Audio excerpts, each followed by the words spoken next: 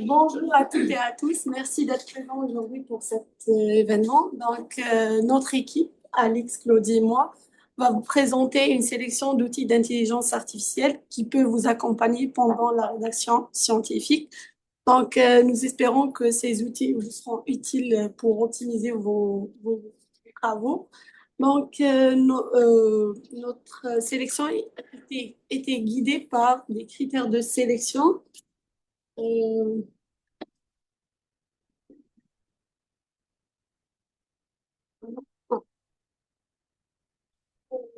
Bah, en fait, notre sélection d'outils, c'est pour répondre à des problématiques confrontées principalement pendant la rédaction, qui est le syndrome de la page blanche, la structuration d'idées, l'extraction de l'information et la formulation, traduction et la synthèse.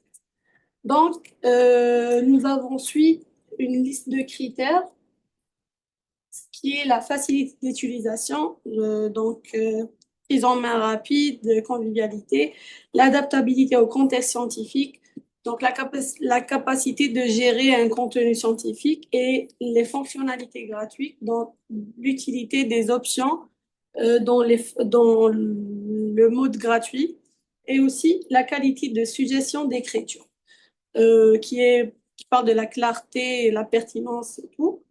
Maintenant, je cède la parole à Alix qui va commencer par la première problématique. Bonjour, alors moi je vais vous parler du syndrome de la page blanche et comment quelques outils d'IA peuvent nous aider à dépasser ce problème-là que peut-être pas mal de gens rencontrent quand ils rédigent. Ah oui, c'est ça, ça s'appelle la leucocélophobie, si vous voulez briller un soir en société. Donc voilà. Et en fait, c'est un syndrome qui est caractérisé par le fait que on a des idées, on sait de quoi on doit parler, on a briefé avec notre prof, mais rendu au moment de d'écrire, on est un peu bloqué par le fait que on sait pas par où commencer, on sait pas comment organiser ses idées. Donc nous, on a testé différents outils pour justement qui peuvent aider à dépasser ce syndrome de la page blanche. Il y a vraiment trop d'animation, désolée. Donc là, nous, ce que je vais vous présenter, moi, c'est vraiment PayPal et ChatGPT.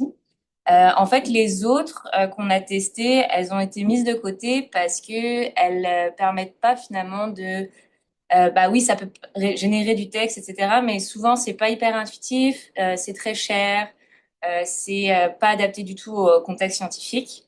Et donc, finalement, on a trouvé que PayPal et ChatGPT pouvaient être les mieux adaptés justement à dépasser le syndrome de la page blanche dans un contexte de rédaction scientifique. Donc, PayPal, ça se présente sous deux options. Soit il y a une option en ligne, soit il y a un bouton additionnel dans Word. Donc moi, j'ai choisi de vous présenter le bouton additionnel dans Word parce que j'avoue que moi, j'aime bien avoir tout dans mon Word, c'est pratique. Donc, j'ai un petit onglet PayPal dans mon Word, puis ça me permet de travailler directement avec l'intelligence artificielle dans Word. Et finalement, l'option en ligne est très similaire. En fait, c'est une sorte de Google Word en ligne avec les mêmes options que PayPal utilise. Donc, il y a tous ces outils-là disponibles dans l'onglet PayPal de Word.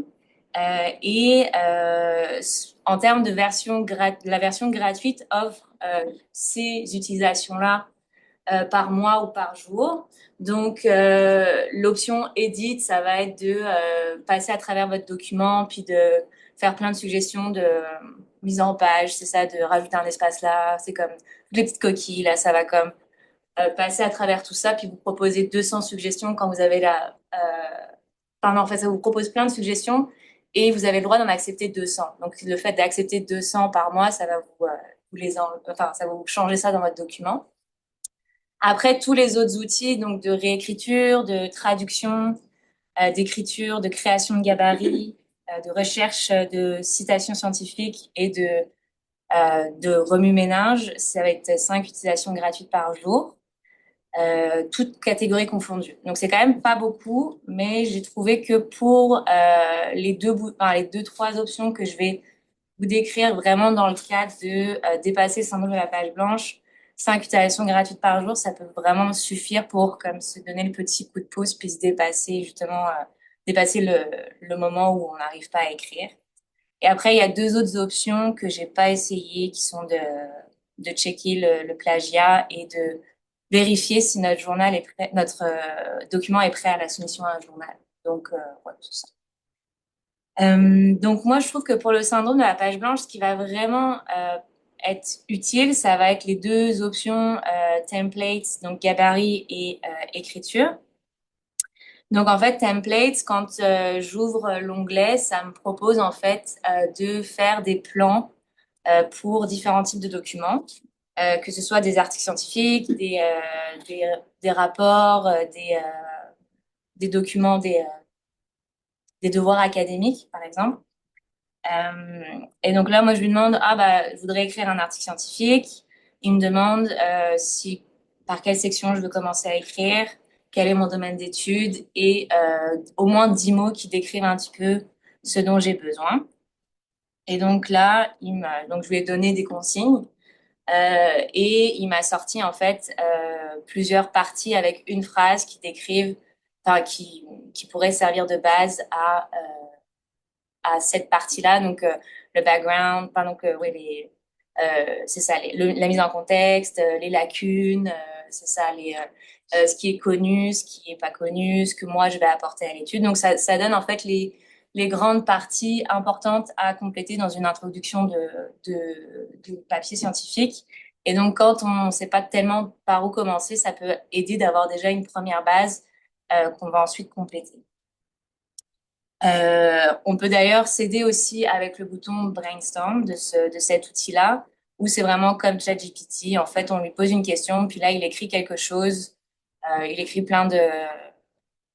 Ouais, c'est ça. Il écrit un petit texte sur la question qu'on lui a posée. Et le bouton research, c'est la même chose, mais avec des citations de papier scientifique.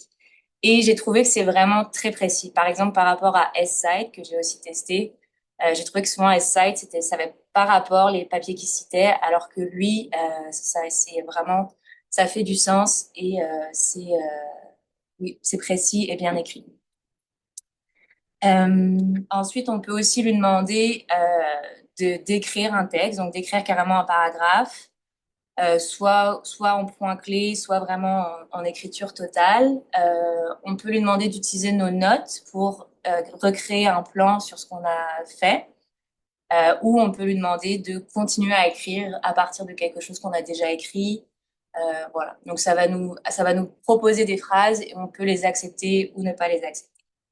Donc ça, encore une fois, ça peut nous aider à organiser nos idées, puis à dépasser ce moment-là où on ne sait pas trop comment organiser nos idées. On va pouvoir utiliser cet outil-là pour avoir des suggestions d'écriture qui vont nous permettre peut-être de se dire, ah bah j'ai envie d'expliquer ce que j'ai à expliquer de telle manière, par tel angle, en suivant ce fil rouge-là. Donc c'est un bon outil pour voilà, dépasser ce syndrome.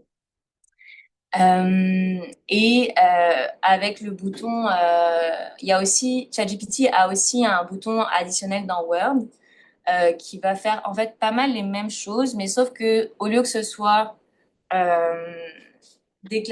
classé en plein d'options où on peut cliquer, ah bah je vais peut-être faire ça ou je vais faire ça, là il faut vraiment lui demander. Donc on peut lui dire, écris-moi l'introduction d'un papier scientifique qui va parler de ça, et il va faire pareil, il va faire un plan. Bah, oui, si on lui demande un plan, il va faire un plan. Si on lui demande un texte, il va faire un texte. Donc, c'est vraiment comme ChatGPT, mais ce que j'aime, c'est que c'est directement dans son Word. Donc, on n'a pas à avoir, on peut avoir juste un écran, puis c'est plus facile de travailler, du coup, plutôt que d'avoir, c'est ça, si on doit travailler dans un train, par exemple, ailleurs. Donc, c'est ça. Donc, ça, c'est ChatGPT. Et pour ce qui est donc de la comparaison entre PaperPal et ChatGPT, si on compare avec, bah, si on prend dans le contexte des critères de sélection qu'on avait définis, finalement, les deux sont faciles à utiliser, les deux sont assez adaptés au contexte scientifique, mais avec un petit plus pour PaperPal qui, je trouve, est vraiment à une intelligence artificielle qui est vraiment basée pour faire du contenu scientifique, donc qui est quand même un peu plus précise que ChatGPT, qui comme bah maintenant il s'améliore, mais il peut quand même parfois nous citer des trucs pas très académiques, mettons. Et pareil pour la qualité d'écriture, PayPal est un petit peu mieux. En termes de fonctionnalités gratuites, PayPal est quand même assez cher parce que c'est ça. Au-delà des 5 utilisations gratuites, après c'est ouais, je pense que c'est 8 dollars par mois quand on s'abonne pour un an. Donc, c'est quand même, c'est pas si cher, mais si on s'abonne juste pour un mois, c'est comme 25 dollars US par mois. Fait que c'est vraiment quand même cher pour quelque chose qui est pas, ouais, qui est intéressant. C'est un outil intéressant, mais c'est pas non plus, c'est cher pour ce que c'est, quoi, vraiment. Et ChatGPT, c'est pas très clair combien d'utilisations gratuites on a, c'est assez flou. J'ai essayé de chercher, mais j'ai pas vraiment trouvé de chiffres clairs. Donc, mais bon, pour l'instant, j'utilise et il m'a jamais dit arrête. Donc, voilà. Et sinon, en termes vraiment de contexte, quand même, PayPal, un des points négatifs, c'est qu'il est juste en anglais, japonais, coréen ou chinois. Donc, en fait, c'est vraiment pour écrire des articles scientifiques. Ça va vous aider pour écrire en anglais. Mais par contre, si vous avez un travail à rédiger en français, pour le coup, par exemple, bah, là, ça va pas être très pratique.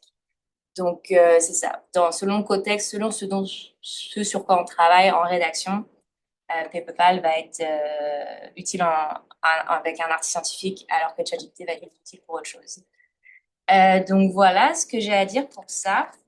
Et là, je vais laisser la parole à Adia qui va, elle, parler de comment remplir un petit peu le squelette qu'on a déjà fait. Donc voilà, pour la deuxième problématique, l'extraction de l'information. Donc toujours quand on fait une recherche sur une plateforme, comme par exemple Google Scholar, on se retrouve avec une liste énorme de liens, euh, ce qui rend la sélection d'articles pertinents pour pour notre rédaction. Ça lui rend vraiment difficile pour choisir. Pardon. Donc là, on a sélectionné deux outils d'intelligence artificielle qui peuvent nous aider pour répondre à cette problématique. On a l'assistant IA d'Adobe Acrobat et on a aussi Coral IA. Donc pour l'assistant IA d'Adobe Acrobat, donc là, on a la facilité d'accès. Euh, une fois qu'on clique sur un lien de la liste de résultats qui sortent, on peut accéder directement sur cette page-là.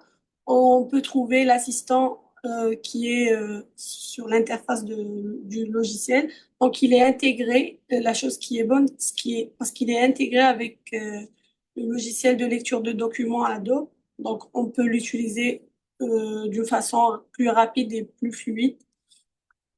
Et puis, on a la deuxième fonctionnalité. On peut aussi télécharger nos documents qui sont sous forme PowerPoint ou bien Excel ou bien n'importe quelle forme. Et bah, là, on peut, là, on se retrouve avec un chat où on peut poser les questions qu'on veut pour extraire des données ou bien pour faire une petite recherche dans le document, pour demander aussi un résumé ou bien pour créer du contenu par rapport à ce document-là. Et là, on va se retrouver avec avec des, des petits numéros qui vont nous rediriger vers la source de cette information pour qu'on soit sûr que ce document est vraiment utile pour notre travail. Donc, pour cet outil-là, on a cinq essais gratuits. Et à partir de là, on peut s'abonner à 2,94 dollars par mois. Ça, c'est après taxe. Et pour le deuxième outil, on a le Coralia. Par contre, cet outil, on doit télécharger notre fichier. Donc, on n'a pas l'accès direct comme l'autre outil pour pouvoir accéder au chat. Donc là, on a une liste de questions prédéfinies qui peut faciliter, peut, genre, faciliter l'accès ou bien faire plus rapide notre recherche. Et puis, on peut aussi personnaliser ces outils-là sur la barre du chat. Donc, ça, c'est les 5 outils pardon, c'est les 5 options que j'ai trouvées utiles pour la rédaction scientifique. On a la première, ça, c'est des prompts. Genre, une fois cliqué sur ces icônes-là, on aura la question qui va être écrite directement sur la barre de chat. Donc, on a résumé détaillé sur le document. On a aussi un aperçu du document. On peut aussi demander ou bien poser des questions avec n'importe quelle langue qu'on veut. Il va répondre avec la langue que vous choisissez. Et aussi, on peut avoir un guide qui contient les idées principales, les arguments critiques et les concepts clés de ce papier-là. Et aussi, il peut vous créer des citations, oui, des citations avec les formats que vous précisez, bien sûr. Donc aussi, on a l'option pour choisir le modèle d'IA qu'on veut ici en bas. Et j'ai apprécié cette option aussi. Là, il y a une petite icône d'image. On peut sélectionner une figure ou bien un graphique à partir de votre document. Il va ouvrir une case de discussion spécialement pour cette image. Vous pouvez en discuter, poser des questions par rapport à ce graphique-là. Il y a aussi une option tutoriel pour les gens qui connaissent pas comment utiliser ces outils, bien sûr. On a des prompts préparés. On peut juste les copier, les mettre dans le chat. Et il y a aussi des vidéos tutoriels qui simplifient vraiment l'utilisation de cet outil. Donc, ça aussi, on a 5 essais gratuits, puis un abonnement de $20 par mois. Donc, voilà. Pour la disponibilité des prompts, on a trouvé que Coral IA, il est meilleur que l'assistant IA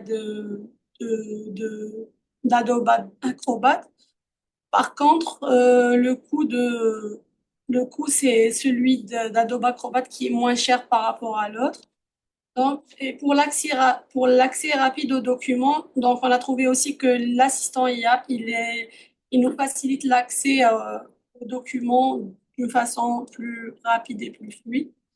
Et par rapport aux critères qu'on a suivis, donc on trouve que pour les 2 outils, les critères sont pareils. Juste pour le Coralia, pour les fonctionnalités gratuites, euh, en partant des fonctionnalités gratuites vers la version payante, il y aura des choses qui vont changer, bien sûr, l'amélioration de la qualité et bien sûr le nombre de fois d'accès à cet outil. Et maintenant, je passe la parole à... Allô? Bon, on est rendu à l'écriture de notre texte. Et honnêtement, on peut rencontrer plusieurs défis lorsqu'on commence à écrire. Donc, par exemple, reformuler nos phrases pour qu'ils sonnent mieux, corriger nos fautes. Des fois, on aura même à écrire dans les langages qu'on est moins familier. Fait que c'est pas parce qu'on est aux études supérieures que c'est nécessairement plus facile d'écrire. Alors, c'est pour ça que je vais vous présenter 2 outils qui pourront vous simplifier un peu la tâche à ce niveau-là. Je vais pas vous montrer trop comment il fonctionne parce que c'est très simple. C'est juste tu copies, colles ton texte, tu pèses sur un bouton et voilà. Fait que je vais surtout vous montrer un peu les avantages et désavantages de chaque outil en se basant spécifiquement sur sur les trois problématiques là, que j'ai présentées là. Donc, on va commencer avec Quillbot. Donc, Quillbot, pour la reformulation, honnêtement, c'est quand même vraiment bien, là. Parce que contrairement à d'autres outils qui se limitent juste aux synonymes, Quillbot, qu'est-ce qu'il va faire? C'est qu'il va prendre vos phrases puis il va vraiment les déplacer. Il va déplacer les mots. Puis même juste pour les synonymes, à chaque mot, on a une grosse liste. Fait que si on veut changer un mot spécifique, c'est fun parce qu'on a plusieurs listes. Par contre, il faut juste faire attention parce que des fois, les synonymes ne viennent pas nécessairement de sens. Comme là, j'avais le mot temporaire, puis le synonyme kingdom, c'est à long terme, ce qui est comme très un sens. Fait que, honnêtement, juste faire attention avec ça. Puis aussi, il y a des fonctions qui sont vraiment intéressantes, comme mettre un plus long texte ou faire des reformulations plus académiques ou raccourcies, que c'est limité à la version payante.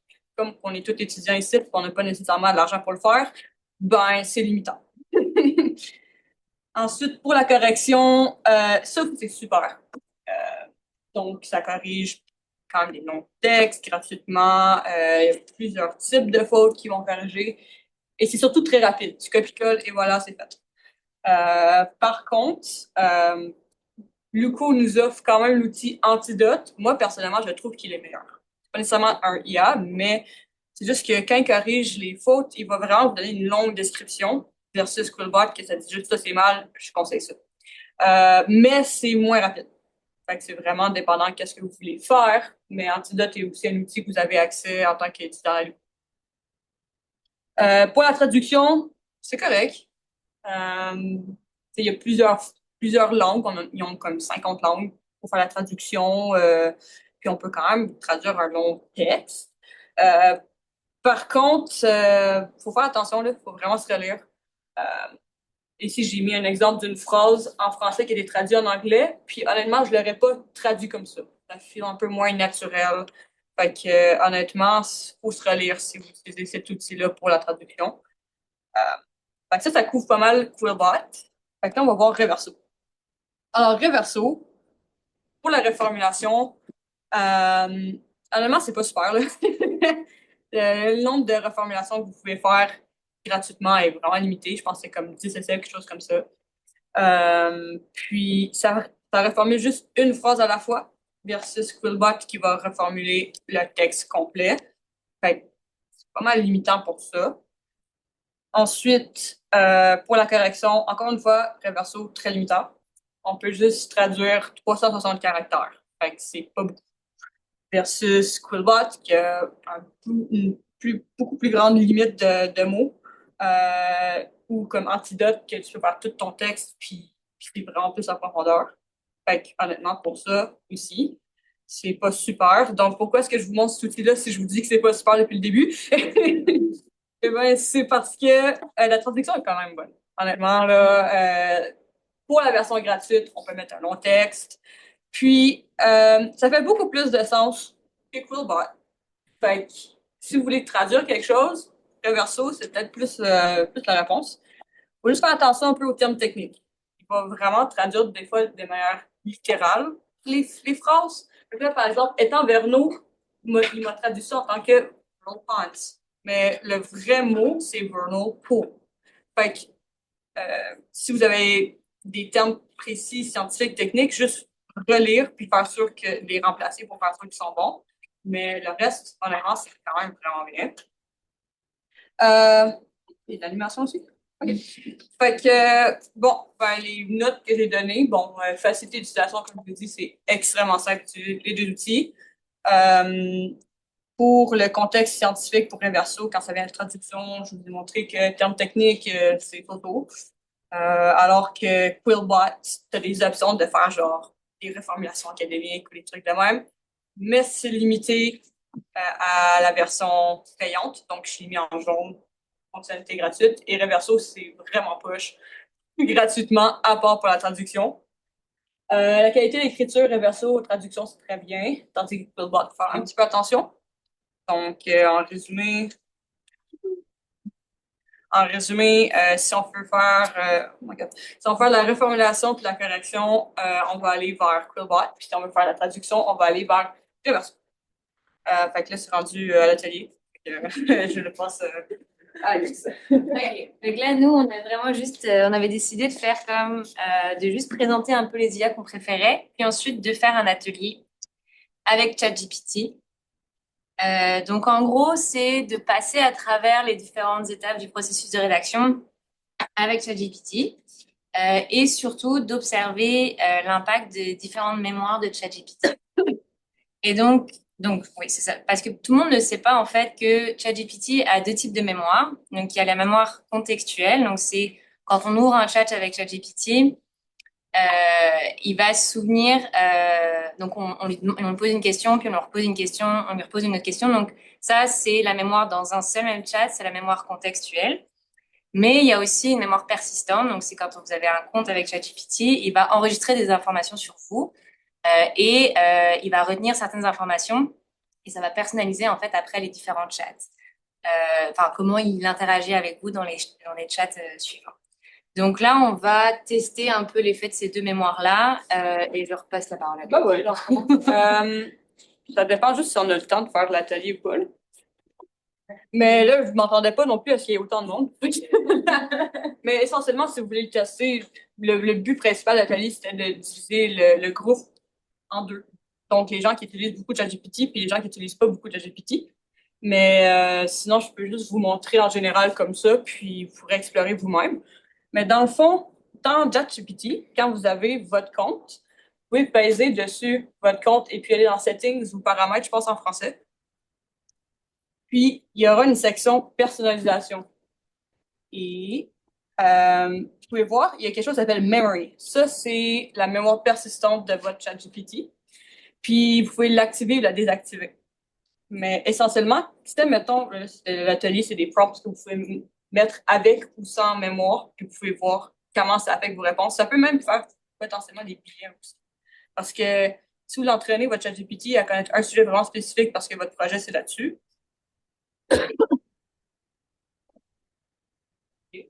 Euh,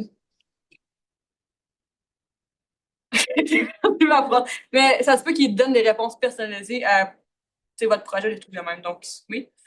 Ouais, tu as montré dans les settings là, le fait de la mémoire, Yes. mais est-ce que, je sais pas si vous allez en parler après, mais est-ce que vous avez vu qu'il y a aussi la façon de dire sur quoi tu travailles, pourquoi tu utilises ChatGPT et comment tu veux qu'il te parle? Ouais, mais dans le fond, justement, hop, ici dans Manage Memories, vous pouvez voir tout ce que ChatGPT connaît sur vous. C'est un peu épeurant, honnêtement. Puis ça, c'est vraiment, là, je parle de petites boîtes là, qu'il faut toi remplir et dire, ben voilà, je veux que tu me parles comme ça et moi, je travaille sur ça. Donc, c'est plus ce type d'informations-là que je Tu peux peux l'entraîner directement sur le chat. Ouais. Nous autres, on n'avait pas fait ça exactement même. Ça automatique. Ok, mais parce qu'il y a vraiment une... Dans ChatGPT, Mhm. Ben, tu sais, dans cette boîte, justement, Manage Memories, tu vois exactement les lignes qui sont obtenues sur toi. Tu peux les déliter, ça, donc tu peux qu'ils sachent ça sur toi. Ouais, je pense que la version gratuite de ChatGPT a une mémoire limitée, fait qu'il peut se rappeler certaines choses spécifiques sur toi, mais après ça, ça arrête. Donc, si jamais vous voulez qu'il connaisse des trucs sur votre projet spécifiquement, eh ben, vous délitez les articles. Mais probablement qu'il y a cette option-là en quelque part. Nous autres, on le fait directement dans le chat. c'est dans personnaliser ChatGPT.